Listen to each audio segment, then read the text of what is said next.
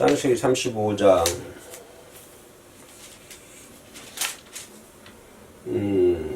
하나님이 야곱에게 복을 주는 그런 과정입니다.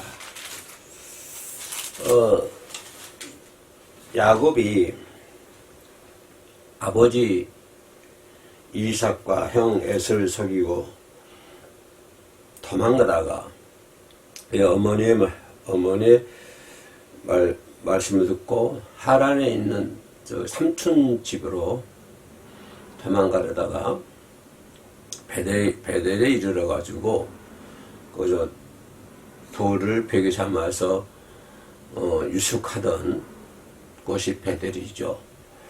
근데 그때 야곱은 하나님께로 그 베델로 돌아올 거라고 했는데요. 하란에 가서 한 20년 이상을 그 삼촌집에서 일하지 않습니까? 그런데 돌아올 때 곧장 이 베델로 돌아와야 되는데 그렇지 않고 빙빙 돌아요. 빙빙 돌다가 결국에는 이제 그 베델에 돌아와서 하나님께 제사를 지내죠. 그때 이제 그 야곱의 가족이 많이 늘어나지 않습니까? 많이 늘어났는데 그때 그 세겜에서 딸 디나가 34장에 보면 그 딸 디나가 부끄러운 일을 당하지 않습니까? 부끄러운 일을 당하고 35장에 와서 자신들이 몸에 지어든 묻은 장sun구, 그죠? 이런 그 우상을 숭배했던 것들이죠. 우상 숭배했던 귀고리, 이방 신상들과 귀고리 야곱에게 주죠. 왜 주냐면은 3절에서 야곱이 얘기하거든요. 베델로 올라가자. 우리가 일어나 베델로 올라가자. 우리가 일어나 베델로 올라가자 말씀 무슨 말인가요? 지금까지 모든 삶을 청산하고, 그죠? 지금까지의 그 하란에서 자기 삼촌 집에서 나와 형을 만나고, 그죠? 형과 또 약복강 가서 씨름도 하고, 그 다음에 와가지고 곧장 베델로 가지 않고 여기저기 들리지 않습니까? 들려서 좀 우상을 숭배하는, 그죠? 귀걸이, 또 우상을 숭배했던 그런 것들을 가지고 있었는데, 그런 상황 속에서 야곱이 이게 일어나 우리가 3절에서 우리가 일어나 베델로 올라가자 그 말은 지금까지 모든 생활들을 청산을 하고 새로운, 그죠? 어떤 하나의 뭐랄까요? 야곱의 인생의 어떤 전환점이라고 할 수 있을까요? 그죠? 새로운 이제 삶을 시작하는, 그죠? 새롭게 시작하는 그런 것을 표현하는 것이 이제 일어나자, 다시 일어나자. 지금까지 우리가 일어섰는데 일어서는 다시 일어나라는 말들은 무슨 말일까요? 이래서는 안 된다는 말이죠. 다시 우리가 일어나 다시 우리가 일어나 베들로 우리가 일어나자 하는 말은 지금까지 삶은 잘못된 삶이었다고 인정하는 거 아닙니까? 그죠? 지금까지 삶은 이것이 아니야. 이렇게 살면 안 돼. 그죠? 그렇기 때문에 우리는 이 자리에서 청산하고 일어나야 돼. 일어난다 무슨 말이에요? 지금까지 삶이 잘못된 삶이었다고 하는 것입니다. 첫째가 일어난다고 하는 걸 표현 말이에요. 잘못된 삶이었다고 하는 것이고, 또 우리가 일어나 베델로 가자고 하는 말은 다시 새로운 길을 간다. 새로운 길을 가고자 하는 그런 의미를 우리가 일어나라고 하는 표현 속에 담겨져 있다라고 하는 것을 생각해 볼 수가 있습니다. 그러면 이들이 왜 일어나야 그러냐면, 일어나서 뭘 하려고 일어나느냐면은, 베델로 올라가야 된다. 그렇죠? 베델로 올라가서, 거기서, 나와 함께 하신 하나님께 재단을 쌓아야 된다. 재단을 쌓기 위해서 우리가 일어나야 된다. 이런 야곱의 야곱이 얘기를 하죠. 3절에서. 그랬더니 그들이 자기 손에 있는 모든 신상과 귀걸이를 다 야곱에게 바칩니다. 야곱이 그걸 뭐 했냐면은 상소리 나무 아래 이렇게 묻어버려요. 못해요. 근데 그때까지는 이 디나가 세겜에서 부끄러운 일 당하니까 오빠들이 가가지고 살인을 하지 않습니까? 그 살인을 하고 이제 하니까 또 세겜 사람들이 막 쫓아와요. 쫓아왔을 때 아브라함의 그 가족들이 그들을 대항할 만한 뭐 그런 능력이 안 됐었거든요. 능력이 안 됐고 쫓아왔을 때 그런 상황 속에서 베들로 올라가자. 우리가 거기서 하나님께 단을 쌓아야 된다. 하고 그들이 가지고 있던 모든 신상과 귀걸이들을 야곱에게 내려놓고 야곱이 그거를 상수리 나무 밑에 안에다 묻는 것을 볼 수가 있습니다. 그렇게 했을 때 그런 그 우상 숭배와 귀걸이들, 우상 숭배, 하나님 제일 싫어하는 그 우상 숭배 아닙니까? 그러니까 첫째는 그 야곱의 결단, 우리가 다시 일어나서 베델로 올라가자라고 하는 야곱의 결단과 또 두 번째가 뭐가 이어졌냐면 그들이 가지고 있던 모든 신상, 우상을 버렸다고, 땅에 묻었다고 하는 것은 이제 버렸다고 하는 거거든요. 지금까지 그들이 가지고 있던 모든 우상들을 땅에 버렸다고 하는 것입니다. 그런 것들이 실행됐을 때 그때 하나님께서 어떻게 역사하시냐면은 4절 말씀 보면 그들이 자기 5절 말씀이요. 그들이 이제 상수리 나무 밑에다가 그런 우상의 모든 그 귀걸이라든가 우상의 신상들이 전부 묻고 가지요. 묻어버렸죠. 그랬더니 하나님께서 뭐라 하냐면 그들이 떠났으나 하나님이 그 사면 고을, 모든 사면, 동서남북 얘기하는 것이죠. 사면 고을들로 크게 두려워했다라고 하는 것입니다. 그러니까 지금까지 우상을 숭배했던 것을 땅에 묻지 않고 야곱의 결단이 있기 전까지는 그들이 이 야곱의 일행을 아주 우습게 봤다고 하는 겁니다. 우습게 봤기 때문에 그 딸 디나에게 부끄러운 행동을 취했고 또 야곱의 아들들이 그 살인을 하자 그 세겜의 그 속수들이 쫓아가는 그런 상황이 있는데 하나님께서 이제 함께 하심으로 그들의 우상을 버리고 야곱의 결단을 하니까 하나님께 함께 하심으로 말미암아 그 사면에 있는 어떤 한쪽 면이 아니라 동서남북 모두 그렇게 모든 것이 포함하는 것이죠. 사면에 하는 것은 꼭 동서남북만 얘기한 것이 아니라 모든 것을 포함한 것을 의미하기도 합니다. 그러니까 모든 민족이 모든 사람들이 크게 두려워했다. 그래서 크게 두려워하셨으므로 야곱의 아들들을 추격하는 자가 없었더라라고 하는 것을 볼 수가 있습니다. 그러니까 이런 가정을 35장 1절부터 6절까지 전반부에서 말씀하시는 것을 볼 수가 있습니다. 그리고 이제 이들이 야곱이 베델을 올라왔지 않습니까? 하나님께 약속하신 대로 또 처음에 약속했던 것처럼 베델로 올라가서 거기서 제단을 쌓고 이들이 제단을 쌓고 그곳을 뭐라고 불렀냐면 엘 베델이라 불렀습니다. 이것은 그의 형의 낯을 피할 때 하나님이 거기서 그에게 나타나셨다라고 하는 의미를 가지고 있다고 하지요. 아무튼 그래서 엘 베델이라고 하는 새로운 지명을 받게 됐고요. 또 우리가 여기서 약간 조금 옆으로 빛난 것 같습니다만은 라헬이 35장에서 죽습니다. 왜 죽냐? 병들 죽는 것이 아니고 상고로 인해서 죽는 것을 볼 수가 있습니다. 쉽게 말씀드리면 이 라헬이 야곱이 그토록 사랑했던 여인 아닙니까? 라헬이. 그죠? 라헬이 얼마나 예뻤으면 야곱이 그렇게 야곱을 위해서 14년, 15년 동안 종례를 하실 정도로 그 정도로 했던 라헬입니다. 근데 그 라헬이 35장 중간 부분 나와가지고 숲을 거둬요. 왜 거두냐면 난산, 상고로 인해서 죽는 것을 볼 수가 있습니다. 35장 17절 그가 난산할 즈음에 산파가 그에게 이르되 들어가지 말라 지금 네가 또 등남하리라. 남자를 사내를 아까라고 얘기하죠.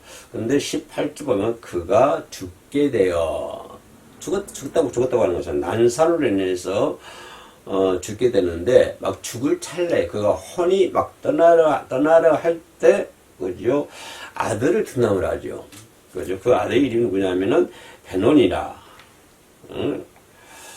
베논이라고 불렀습니다. 그의 아버지, 그러니까 야곱은 그런 뭐라 부르냐면 베냐민이라 부르죠. 야곱의 막내 아들 아닙니까? 야곱의 그 유명한 베냐민이라고 부르는 것을 볼 수가 있습니다.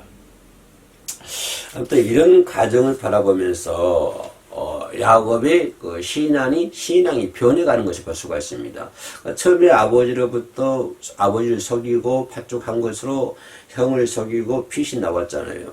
이제 베델에서 사닥다리 꼭대기에 있는 하나님을 바라보고 천사들이 오르락내리락하고 그런 과정을 바라보면서 하나님을 만났습니다. 그래서부터 이제 그 야곱이 여기가 하나님의 정의로다 그런 유명한 고백을 하지 않습니까? 우리 하나님은 우리 아버지 하나님이고 집에만 계신 줄 알았는데 여기도 하나님 계시는구나. 그래 여기가 하늘의 문이요 하나님의 정의로다 하고 자기가 유식할 때 그 배웠던 돌을 기둥으로 삼고 제단을 만들고 하나님께 제단을 쌓는 것을 볼 수가 있습니다.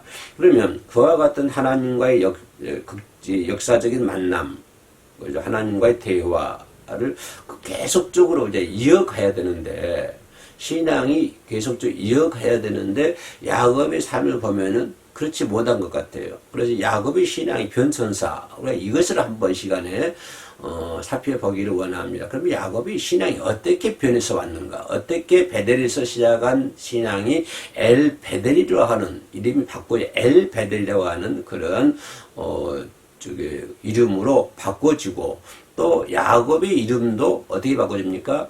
야곱의 이름에서 이스라엘로 야곱이 이름이 바꿔지는 것을 볼 수가 있습니다. 그러면 이렇게 이름도 지역 이름도 베델에서 엘 베델로 바꿔지죠. 야곱의 이름도 야곱에서 이스라엘로 바꿔집니다. 이렇게 바꿔졌다고 하는 그 내막은 그 아내를 현미경에서 쳐다보면은 야곱의 믿음이 변천사가 있었다고 하는 것입니다. 자꾸 변화가 됐다고 하는 것입니다. 그러면 야곱만 그랬습니까? 아니, 오늘 이 시대를 살고 있는 우리들도 믿음이 상당히 변하지 않습니까? 이렇게 올라갔다 내려갔다 올라갔다 내려갔다. 믿음이 변천사, 여러분의 믿음이 변천사를 한번 솔직히 한번 써보세요. 노트에다가 한번 그러면 하나의 역사가 될 것입니다. 내 믿음이 어떤 시대에는 20대, 여러분의 믿음이 언제 시작할지 모르지만은 자기가 믿는 것을 시작으로 해서 뭐 10대, 20대, 30대, 40대, 50대 어떻게 내 신앙이 변천에 와 있는가, 30대는 조금 떨어졌었는가, 또 40대는 어었는가 이런 것들 신앙의 변천사를 한번 기록하면 멋있는 역사가 될 것입니다. 그러면 오늘 이 시간에는 야곱의 변천사를 한번 살펴볼 건데 그러면 이 변천사라고 하는 것은 이 신앙이 변한다고 하는 것은 어디로부터 시작하냐면 시대적인 관점을 볼 수가 있습니다. 그죠? 근데 요즘 보면 시대가 급변하는 시대이죠. 혼란의 시대고 불확실성의 시대입니다. 급변하는 시대이고 불확실성한 시대이고 가치 기준이 아주 혼란한 시대에 되어 있습니다. 과학이 발달하고 문명이 발달하고 달나라를 왔다 갔다 하고 막 그러시면 핵이 발전이 되고 이렇게 됐으면 과학이 발달합니다만은 그러나 가치 기준이 불확실해져 버렸어요. 옛날에는 그럼 먹고 사는 데만 가치를 두고 살아왔습니다.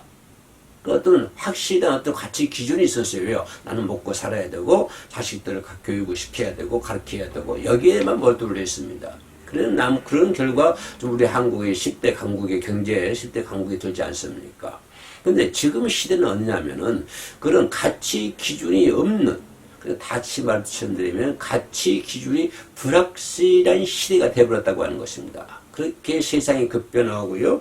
또 불확실한 시대에 살고 있기 때문에 이런 시대에 살고 있는 우리들의 어떤 신앙의 변천사, 다시 말하면 이런 때에 우리 신앙은 절대 변하지 말아야 된다고 하는 것입니다. 변하지 말아야 할 것이 신앙이라고 하는 거예요.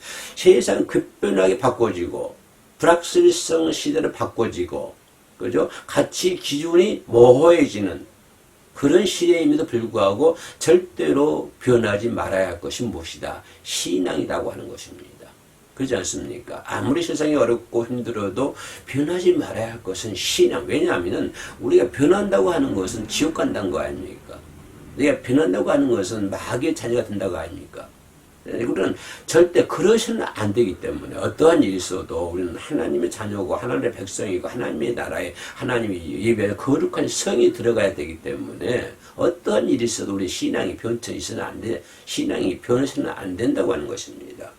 시대는 이렇게 많이 변하지만 불확실한 시대는 바꿔지고 가치 기준이 모호해지는 그런 시대로 변해돼 가고 있지만 점점 변해가고 있지 않습니까? 앞으로는 아마 더 많이 변해질 거예요. 우리 후손들에게는 정말 어떤 시대가 올지 모르겠어요.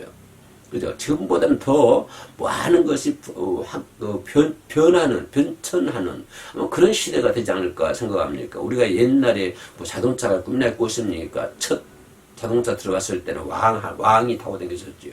그러나 지금은 자동차가 얼마나 많습니까? 급속도로 성장하고 변천하지 않습니까? 이런 변천 시대에 살고 있으면서 우리들은 신앙인들은 절대로 변하지 말아야 할 것은 신앙이 변하지 말아야 된다라고 하는 것을 볼 수가 있습니다. 이 야곱도 이 신앙의 변천사 상당히 많았습니다. 내가 서론에서 얘기했던 것처럼 하란에 가서 갔다 오고 형도 만나고 이렇게 곧장 하나님까지 처음 약속했던 베델로 올라가야 되는데 베델로 올라가지 않고 세겜에도 그치고 자꾸 여기에 그쳐가 보면은 신앙의 변천사가 야곱이 많이 있었어요. 그죠? 그러나 야곱의 신앙의 변천사 속에서 결국은 뭐냐면 하나님께 약속한 베델로 올라가지 않습니까? 결국에는 그렇게 많은 야곱의 신앙의 변천사가 있었지만 바꿔지고 또 바꿔지고 그런 딸이 부끄러운 일을 당하고 또 아들들이 살인을 하고 이런 신앙의 변천사가 있었지만 결국에는 야곱이 어디로 올라가느냐? 베델로 올라간다고 하는 것입니다. 그래서 베델로 올라가서 다시 하나님께로부터 약속을 받는다고 하는 것입니다. 약속을 다시 받아요. 자, 35절 보면 하나님이 야곱에게 이르시되, 그죠? 이렇게 자꾸 말씀을 하신 것을 볼 수가 있습니다. 그렇기 때문에 결국은 야곱이 그 어려운 신앙의 변천사 속에서도 결국에는 약속했던 그저 처음 그 베델 사닥다리에 꼭대기에 계신 하나님을 바라봤던 그거 하늘의 문이요 하나님의 전이라고 고백했던 그 베델로 결국에는 야곱이 올라가는 것을 볼 수가 있습니다. 그 올라가서 다시 하나님으로부터 약속의 말씀을 이 야곱이 받게 되는 것이죠. 자, 이런 과정 속에서 우리 생각해 볼 수 있는 것은 하나님을 만난 야곱이라고 하는 것입니다. 우리가 하나님을 만나야 된다고 하는 것입니다. 형을 피하고 부모를 떠나서 아람으로 가지 않습니까? 그래서 그 쓸쓸했던 그 베델에서 하나님을 만나게 됐고 하나님께서 함께 하시고 지키신다는 약속을 받습니다. 처음에 그 약속 받았어. 네가 어딜 가든지 간에 내가 너와 함께 하리라. 그제 베델에서 처음 베델에서 하나님은 그런 야곱에게 그런 약속의 말씀을 주고 있습니다. 언약의 말씀을 들었죠. 그때 이 야곱은 한 것이 뭡니까? 새벽에 제단을 쌓고 자기를 지키어 아비 집으로 돌아올 때까지 지켜주면 그죠? 내가 그죠? 제단을 쌓고 자기를 지켜 내가 아버지 집으로 돌아올 때까지 지켜주면 하고 서운한 거, 뭐 11조를 드리겠다든가 이런 서운한 것을 볼 수가 있습니다. 그래서 이 야곱의 변천사 속에서도 야곱의 신앙은 하나님과 교제하는 신앙이었다. 하나님을 만나는 신앙이었다라고 하는 것을 볼 수가 있고요. 또 우리가 생각해 볼 수 있는 것은 두 번째로 야곱은 하나님께로부터 복을 받은 사람입니다. 모든 사람이 하나님을 만나면요 하나님께로부터 복을 받습니다. 야곱은 복을 받아요. 야곱을 복을 받았다라고 생각하면 한쪽으로 생각해 볼 수 있는 것이 야곱이 고생이 많았습니다. 아람에서는. 그죠? 20년 동안 삼촌집에서 종로를 하고 있지 않습니까? 고생도 많이 했고 또 삼촌으로부터도 속임을 이 야곱이 많이 당했습니다.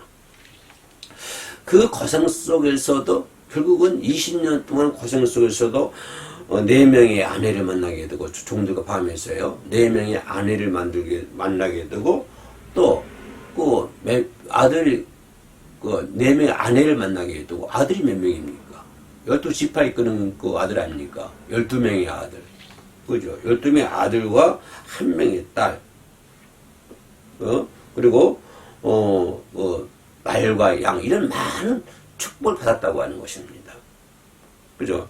이 모든 축복은 뭐냐면 비록 아람에서 삼촌으로부터 엄청난 고생을 받았지만 속임수도 당하고 배신도 당하고 그랬지만 결국에는 이렇게 하나님께로부터 야곱이 축복을 받았다고 하는 것입니다. 아내를 4명이나 얻었고 아들도 12명이나 얻었고요.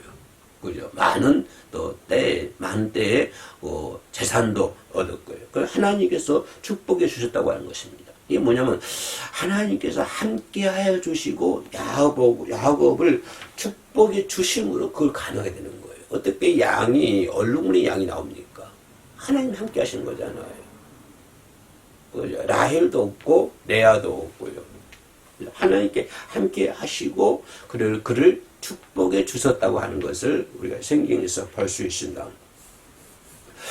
그래서 받은 축복을 받고 가나안 땅으로 돌아오다가 야곱 건강에서 또한 새로운 이름도 야곱이 받지 않습니까? 그러니까 야곱의 신앙은 하나님과 만나는 신앙이었고 또 하나님께로부터 복을 받는 축복을 받는 그런 신앙생활을 했다. 또 우리 생각해 볼 수 있는 것은 그렇다면 또 결국 어떤 지점에 와서는 하나님을 잊어버리는 하나님을 만났고 하나님께로부터 축복을 받았지만 또 어느 지점에 가서는 하나님을 잊어버리는 야곱을 우리 생각해 볼 수가 있습니다.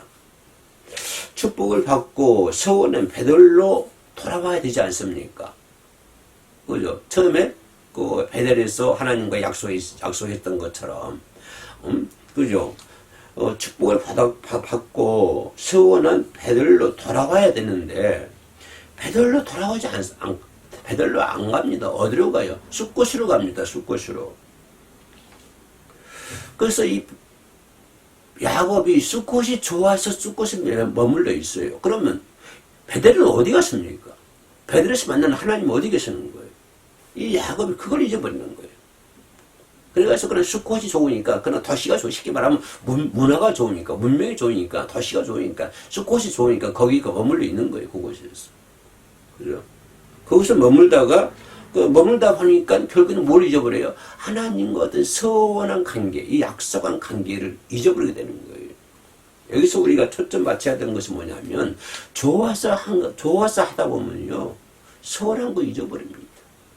육신이 좋아서 하는 것을 하다 보면 서운한 거 하나님의 약속을 잊어버려요. 육신이 좋아하는 거 하다 보면 교회를 떠나는 사람이 한두 명입니까? 얼마나 많습니까? 자기가 좋아해서 하는 거 살다 보면, 예를 들어 돈을 좋아하다 보면 돈을 벌게 되고 그러다 보면요, 하나님을 잊어버리고 교회를 떠나버린다 이거예요. 야곱이 그랬어요. 베들로 올라가야 되는데 베들로 올라가지 않고 숫곳에 머물지 않습니까? 왜 숫곳에 머물렀어요? 숫곳이 좋으니까 숫곳에 머물렀어요. 자기 육신에 당긴 도 사는 거, 입맛도 사는 거, 자기 거기서. 그러다 보니까 뭘 잊어버려요? 하나님과의 서원한 그 약속을 전부 다 잊어버리는 거예요. 잊어버리게 되니까 어떤 결과를 오게 됩니까? 그 딸 디나가 세겜 족속들에게 강간당하지 않습니까? 그죠? 강간을 당하게 되고, 그 강간만 당해 끝납니까? 그로 인해 가지고 시몬과 레위가 세겜을 찾아가 세겜 족속을 죽여버리잖아요. 세겜 족속을 죽여버리니까 결국 어떻게 됩니까? 생명의 위험을 받게 되지 않습니까? 하나님을 잊어버리니까 이런 결과가 처리하는 것이고, 육신이 좋아하는 것을 하다 보니까 이런 결과를 처리하는 거예요. 디나가 강간을 당하게 되고, 아들들이 시몬과 레이가 세겜 족속을 죽이게 되고, 그러니까 세겜 족속들이 화가 나가지고 죽이려고 쫓아오고 도망다니게 되고, 이런 결과를 처리하지 않습니까? 그러니까 이렇게 보고 이때는 숫곳과 세겜이 있을 때는 이 야곱에게 하나님은 어디 있습니까? 그래 하나님을 까맣게 잊어버리는 거예요. 그래 야곱도 하나님을 잊어버리는 변천사가 있었다. 그런 신앙이 있었다라고 하는 것을 볼 수가 있습니다. 그 하나님의 말씀대로 살지 않고, 하나님의 말씀대로 살지 않았기 때문에 하나님의 약속을 잊어버리는 거예요.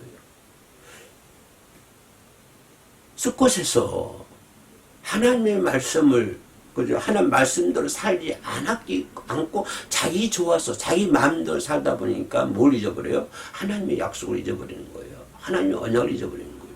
이런 경우가 우리 주변에 얼마나 많이 있습니까? 아마 지금 이 순간에도 그런 분들이 상당히 많은 거예요. 하나님 말씀대로 살지 않으니까 하나님의 언약을 잊어버리고 교회도 잊어버리고 기도하는 것도 잊어버리고 예배드리는 것도 잊어버리고 다 잊어버리는 거예요. 바로 야곱이 이 숫곳에서 있었던 것처럼 말입니다. 이렇게 야곱의 변천사라고 하는 것은 처음에 베델에서 하나님을 만났고 축복을 받고 받았지만 축복을 받았잖아요. 하란에서 받기도 하고 하나님께 약속해 주시기도 하고 베델에서. 그런데 그게 계속적으로 이어져 가야 되는데 아람에서 나와가지고는 숫곳에 머물게 되는, 그래서 비참한 비참한 일을 맞이하게 되는 그런 결과를 초래하는 것을 볼 수가 있습니다. 또 그렇게 보니까 나중에 어떻게 해요? 내가 처음에 얘기했던 것처럼 베델이 우리가 일어나자. 일어나서 어디로 가자? 베델로 올라가자. 베델로 돌아오는 야곱. 숫곳에서는 하나님을 잊어버렸던 야곱.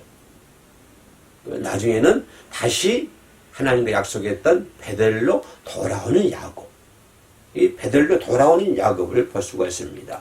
자, 이러다 보니까 딸이 강간을 당하게 되고 자식들이 살인을 하게 되고 세겜 족속들이 쫓아오기도 하고 도망다니다 보고 이런 것을 보니까 이 모든 것을 이제 깨닫고 이제 첫 번째 하는 게 뭐예요? 우상을 버리는 거예요.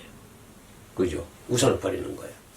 그래서 그들이 우상 신상과 모든 귀걸이, 장신구들 이걸 모아가지고 전부 상수나무 밑에 아래다 묻어버리지 않습니까? 이걸 뭐냐면은 묻어버렸다고 하는 것은 뭐냐면은 우상 숭배를 묻어버렸다고 하는 것은 자신을 정결하게 했다고 하는 것입니다. 깨끗하게 했다고 하는 것입니다. 자신을 정결하게 하는. 환난 날에 함께 하신 하나님의 약속한 베델로의 환난 아닙니까? 내 자신을 정결하게 하고 깨끗하게 하고, 정결하고 깨끗한다는 말은 목욕한다는 것이 아니고, 그죠? 목욕한다는 것이 아니고, 이제 내 마음, 지금까지 숫곳이었던 모든 우상숭배들, 그런 모든 다 깨닫고, 베델로 올라가자. 그래서 내 마음을 정결하게 하고, 그죠? 우상 다 버리고, 이제 하나님을 찬양하는 베델로 올라가자. 하나님께서 약속한 베델로 올라가자. 이렇게 야곱이 변하는 것을 볼 수가 있습니다. 그리고 거기서 다시 이제 야곱이 단을 쌓습니다. 베델에서 단을 쌓고, 이때 하나님께서 자기에게 지어진 이름을 다시 부르게 된 거예요. 뭐죠? 쌍육하고 번성하라.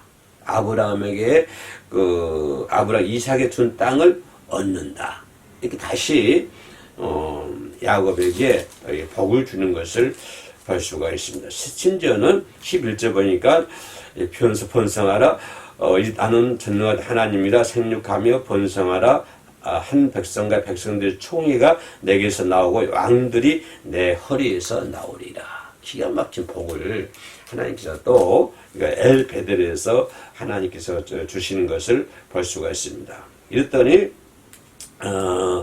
14절 야곱이 하나님이 자기와 말씀하시던 곳에 기둥 곧 돌 기둥을 세우고 그 위에 전제물을 붓고 또 그 위에 기름을 붓고 하나님이 자기와 말씀하시던 곳의 이름을 베델이라 불렀더라 라고 하는 것을 볼 수가 있습니다.